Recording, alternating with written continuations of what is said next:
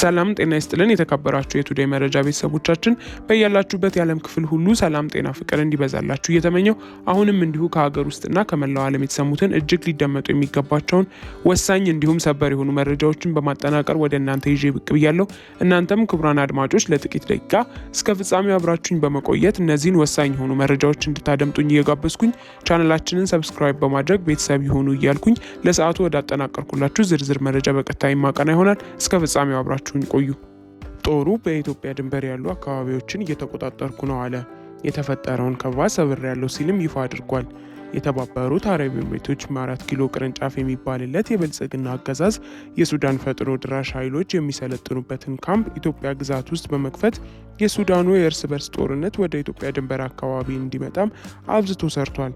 ይህ የተሳክቶለትም የድንበሩ አካባቢ የሱዳን አካባቢዎች በአየር መደብደብ ከጀመሩ ሰነባብተዋል።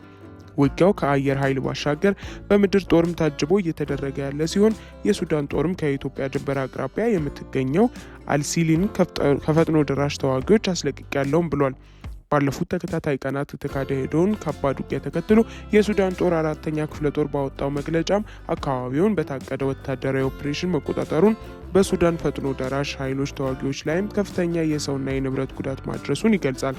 ክፍለ ጦሩ አክሎም በዚህ ውጊያ የሱዳን ህዝባዊ ነጻነት ንቅናቄ ሰሜን ተዋጊዎች መመታታቸውን ገልጿል። የዚህ ንቅናቄ ከፍተኛ አመራር መናገሻ ደግሞ የኢትዮጵያዋ አሶሳ ከተማ እንደሆነች ተደጋግሞ ሲዘገብ የቆየ ነው። ባሳለፍነው እሁድ የፈጥኖ ደራሽ ኃይሎችና የሱዳን ህዝባዊ ንቅናቄ ሰሜን ኃይሎች ከደቡብ ሱዳን ግዛት በመነሳት በብሉ ኃይል አካባቢ በሚገኙ አልሲሊክን ሚልካን ላይ ሰፊ ጥቃት መክፈታቸው መዘገቡን ተከትሎ እውን ሆኗል። የሱዳን ባለስልጣናቱን የጥቃቱን የውጭ ወረራ ሲሉ የገለጹት ሲሆን ደቡብ ሱዳን ግዛቷን ለአጥቂዎቹ ማሰልጠኛና ወታደራዊ ማስተላለፊያ እንዲሆን ፈቅዳለች ሲሉም ወንጅለዋል። ይህ በእንዲህ እንዳለ የሱዳን ጦር በደቡብ ኮርዶፋን ግዛት በምትገኘው ዲሊንግ ከተማ ላይ ለተከታታይ ወራት ተጥሎ የነበረውን ከበባ በመስበር መንገዱን ክፍት አድርገናልም ብለዋል።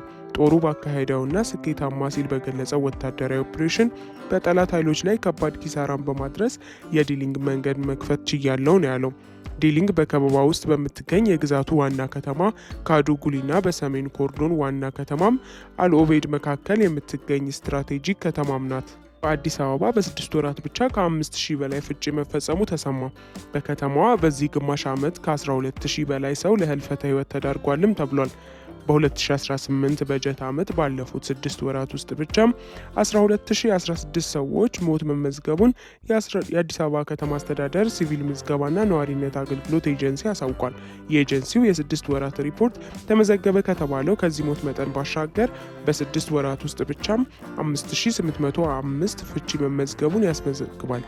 ዘንድሮ የተመዘገበው ፍቺ አምና በተመሳሳይ ወቅት ጋር ከተመዘገበው ጋር ሲነጻጸር ከ2000 በላይ ጭማሪም ማሳየቱን አሳይቷል። ሞቱ ደግሞ ዘንድሮ በ640 ከፍ ብሏል። በሪፖርቱ መሰረት በ6 ወራት ውስጥ ከ236,000 በላይ ልደት ሲመዘገብ ከ19,000 በላይ ጋብቻም ነበረ። በከተማው የተስፋፋው የሙስና ወንጀልም የሪፖርቱ አካል ነው። በዚህ ጊዜም 2 ሰዎች ብቻ ከሙስና ጋር በተያያዘ ከስራ ተባረዋል ተብሏል። ሶማሌ ክልል የተከሰተው ድርቅ ሰብአዊ ጉዳት ማስከተሉ ተሰምቷል። የተቃዋሚዎቹ ጥምረት ከተፈጥሮ አደጋው ባሻገር የክልሉ መንግስት ሚናን አንስተውም ወቅሰዋል። በቅርቡ በጋራ የብልጽግና አገዛዝን ለመታገል ለመወሰናቸውን ያሳወቁት ኦብነግ፣ የሶማሌ ጉዳዮች ኮንግረስና የሶማሌ ዲሞክራቲክ ትብብር በክልሉ የተፈጠረውን ሰብአዊ ጉዳት በተመለከተ የጋራ ሪፖርት አውጥተዋል። እነዚህ የሶማሌ ክልል ተቋሚ ድርጅቶች በቅርቡ ያቋቋሙት ጥምረት በክልሉ በአፍዴር ሸበሌና ዳዋ ዞኖች የተከሰተው ድርቅ ሰብአዊ ቀውስን እያስከተለ ስለመሆኑም ጠቅሰዋል። ሰብአዊ ቀውሱ በአየር ንብረት ለውጥ ሳቢያ ብቻ የተከሰተ አይደለም ያሉት የጥምረቱ አባላት የመንግስት የዝግጁነት ማነስ፣ የሰብአዊ እርዳታ ብክነትና የዘላቂ እቅድ አለመኖር ጭምር የሰብአዊ ቀውሱ ዋነኛ ምክንያቶች ናቸው ሲሉም የክልሉን የሙስጠፋ መሐመድ አስተዳደርን ወቅሰዋል። የሰብአዊ ቀውሱ ሰለባዎች አስቸኳይ ድጋፍ እንዲደረግላቸው ጥምረታቸው እንዲጠየቅ ሲሆን የእርዳታ አቅርቦቱም በገለልተኛ አካል ቁጥጥር ሊደረግበት ይገባልም ብለዋል። በ3ቱ ዞኖች ተከስቷል ላሉት የሰብአዊ ቀውስም በውጭ የሚኖሩ የክልሉ ተወላጅ ሶማሌዎች ሶማሌ እርዳታ እንዲያሰባስቡ ጠይቀውም ሆኖም እርዳታው በመንግስት በኩል ሳይሆን በታማኝ ረድኤት ድርጅትና በማህበረሰብ መዋቅሮች ብቻ በቀጥታ ለተጎጂዎች እንዲደርስም ጥሪ አቅርበዋል። ዶናልድ ትራምፕ ኢራን ላይ ጥቃት ለመፈጸም ዛቱ። ኢራን በበኩሏ ከአሜሪካ ጋር ለመደራደር ጥያቄ እንዳላቀረበች ይፋ አድርጋለች። የአሜሪካው ፕሬዝዳንት ዶናልድ ትራምፕ ኢራን ከአሜሪካ ጋር በአስቸኳይ ስምምነት ላይ የማትደርስ ከሆነም ከአሜሪካ የሚገጥማት ቀጣዩ ጥቃት ከዚህ በፊት ከነበረው በጣም የከፋ ይሆናል የሚል ማስጠንቀቂያንም ነው ያሰራጩት። ፕሬዝዳንቱ ባሰፈሩት ማስጠንቀቂያቸው ወደ ባህረ ሰላጤው ያሰማሩትን ግዙፍ የጦር አውሮፕላን ጫኝ መርከብና ሌሎችን በመጥቀስ አስፈላጊ ሲሆን በፍጥነትና በአደገኛ ሁኔታ የሚሰጣቸውን ተልዕኮ ለመፈጸም ዝግጁ መሆናቸውንም ጠቁመዋል። በቬንዙዌላ ላይ የወሰዱትን እርምጃ ያነሱት ትራምፕ ኢራን ጊዜው እየሄደባት እንደሆነና የኒውክለር መርሃ ግብሯን በተመለከተ በፍጥነት ወደ ድርድር ጠረጴዛ ትመጣለች ብለው ተስፋ እንደሚያደርጉም አመልክተዋል። ቀደም ሲል ወደ ድርድር መጥተው ከስምምነት እንዲደርሱ ነግሬያቸው ነበረ፣ ነገር ግን አልመጡም በማለት ባለፈው ሰኔ የተፈጸመውን የአየር ጥቃት አስታውሰዋል። ከኢራን በኩልም ከድርድር ጋር በተያያዘ ምላሽ ተሰጥቷል። የኢራን የውጭ ጉዳይ ሚኒስቴር ለሀገራቸው የመገናኛ ብዙኃን ምንም አይነት ንግግር እንዳልተጀመረም፣ ነገር ግን ከአቀራራቢ ሀገራት ጋር ግንኙነት መጀመሩን ጠቁመዋል። ይህ የትራምፕ ማስጠንቀቂያ የተሰማው አብርሃም ሊንከን የተሰኘው ግዙፍ የጦር መርከብና በርካታ ተዋጊ መርከቦች ከተለያዩ አቅጣጫዎች ባሳለፍነው ሳምንት ተነስተው ወደ መካከለኛው ምስራቅ ከደረሱ በኋላ ነው። ኢራን ከተከሰተው ተቃውሞ ጋር በተያያዘ የጸጥታ ኃይሎች ተቃዋሚዎችን መግደላቸውን የሚቀጥሉ ከሆነ ከባድ ጥቃት እንደሚፈጽሙ ትራምፕ ከዚህ በፊትም ሲዝቱ ቆይተው እንደነበረም ይታወቃል። አየር ኃይል በደርግ ዘመንም በቀዳማዊ ኃይለ ሥላሴ ጊዜም በኢህአዴግም ወቅት በምሽት መዋጋት አይችልም ነበር፣ እኛ መሪ ስንሆን ግን የሚሳነን የለምና ሁሉንም የሚቻል አደረግነው እያሉ ይደመጣሉ። የኤርትራ ወረራ ጊዜ የሻዕቢያን ስትራቴጂካዊ አቅሞች በእኩለ ሌሊት ሄደው የደበደቡት ራሳቸውና ኢልማ መርዳሳ እንኳን ይህንን ክደው ሲናገሩ ግራ አይጋቡም። የሆነ ሆኖ የጠቅላይ ሚኒስትሩን ነጭ ውሸት የሚያጋልጥልን ራሱ ኢቲቪ ነው። በ2014 አየር ኃይል በእኔ ጊዜ በምሽት ተዋጋ የሚለውን የአብይ አህመድን ንግግር ያሰራጨው ኢቲቪ መንግስቱ ኃይለማርያም በ1974 ዓ.ም በሌሊት ውጊያ የሚራቀቅ አየር ኃይል ፈጥረናል ብለው ሲናገሩም ቀርቶ አስቀርቶ የዘንድሮ አለቃውን ውሸት ስር መሰረት ያስታውሳል። ኮሎኔል መንግስቱ ኃይለማርያም የሌሊት ውጊያ ማድረጉን እየገለጹ በ1974 ዓ.ም ነበር።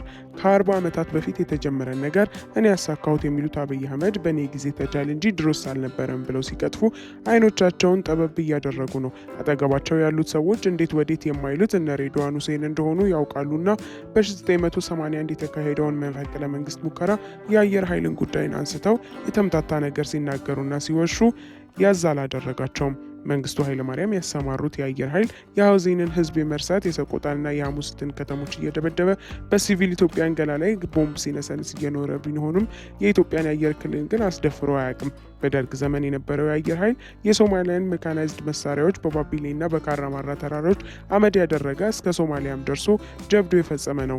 የአብይ አህመድ አየር ኃይል ደግሞ እርሱ የሚገድለው ህዝብ አልበቃ ያለው ይመስል ጎረቤቶቹን እየጠራ የሀገሩን ህዝብ የሚያስቀጠቅጥ እንኳን የሌላ ሀገር አውሮፕላን ሲገባ ሊያይቅርና ሰማይ መሬት ደርሶ ቢመለስ እንኳን የማይሰማ የሚያይም ለመሆኑ ያለፉት ዓመታት ተግባሮች ምስክር ናቸው። ባለፉት የብልጽግና ዓመታት የኢትዮጵያን ሰማይ አልፎ ያልገባ የጎረቤት ሀገር አየር ኃይል አልነበረም። የደቡብ ሱዳንና የሶማሊያ ብቻ ነው። እነርሱም ያልደፈሩት የአየር ኃይል ስለሌላቸው ነው። ትንሿ ጅቡቲ ሰማዩ የኛ ነው የሚሉትን እነ ይልማ መርዳሳን እንኳን ሰማዩን የቤታቸውንም ጣሪያ ማየት አትችሉም ብላ ሰዎችን ገላ ወጥታለች። በአፋር ክልል ሲያሮ ቀበሌ አምና ጥር 22 ለቀብር በተሰባሰቡ ሰዎች ላይ የተተኮሰው የጅቡቲ ድሮን 8 ሰዎችን ገሎና 4 ሌሎችን ሰዎች አቁስሎ ተመልሷል። ይኸው የጅቡቲ ድሮን ዓመቱን ጠብቆ ከ2 ሳምንት በፊት ጥር የመጀመሪያ ሳምንት ላይ ዘንድሮ አፋር ባደረገው ሌላ ድብደባ በተመሳሳይ ሰዎችን ለአካል ጉዳትና ለህይወት መጥፋት ዳርጓል። የቀድሞ ወዳጃቸው ሻዕቢያ የአይደር ትምህርት ቤት ህጻናትን ከጨፈጨፈባቸው በኋላ በየዛፍ ስር አስቀምጦ ከ20 ዓመታት በላይ ሲቆዝምባቸው የነበሩትን አውሮፕላኖች የመስቀል ዕለት መስከረም 17 2015 ዓ.ም የዲያሮን ከተማ እንዲደበድብበት አድርገውታል። ሻዕቢያም እንደ አሮጌ ጫማ ተጥሎ የነበሩ አውሮፕላኖቹን በኢትዮጵያውያን ገላና ከተማ ላይ በመተኮስ የአዲዳሮ ከተማንም በማውደም እጁን አፍታቷል።